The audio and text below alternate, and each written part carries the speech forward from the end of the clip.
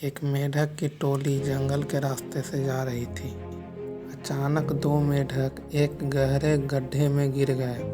जब दूसरे मेढकों ने देखा कि गड्ढा बहुत गहरा है तो ऊपर खड़े सभी मेढक चिल्लाने लगे, तुम दोनों इस गड्ढे से नहीं निकल सकते, ये गड्ढा बहुत गहरा है। तुम दोनों इस गड्ढे से निकलने की उम्मीद छोड़ दो।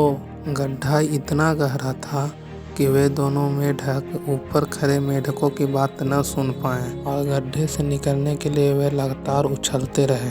और खड़े मेढक लगातार कहते रहे, तुम दोनों बेकार में मेहनत कर रहे हो, तुम दोनों को हार मान लेनी चाहिए, तुम दोनों नहीं निकल सकते। गड्ढे में गिरे दोनों मेढकों में से एक मेढक ने उन लोगों की बात सुन ली और उछलना छोड़कर निराश होकर एक कोने में बैठ गया। दूसरा मेढक लगातार उछलता रहा। वो उछलता रहा जितना वो उछल सकता था। बाहर खड़े सभी मेढक लगातार कहते रहे कि तुम्हें हार मान लेनी चाहिए, पर वो मेढक उनकी बात नहीं सुन पा रहा था और वह उछलता रहा। काफ़ी कोशिशों के बाद वह मेढक बाहर आ गया। दूसरे मेढकों ने उससे कहा, क्या तुम हमारी बात नहीं सुन रहे थे?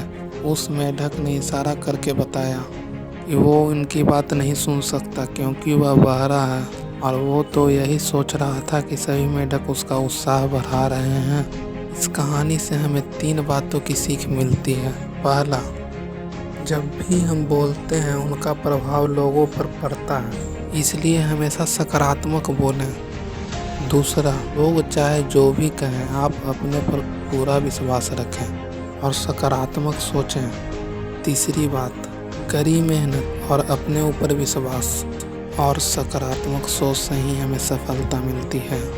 दोस्तों, इस कहानी से आपने क्या सीखा कमेंट बॉक्स में ज़रूर बताइएगा।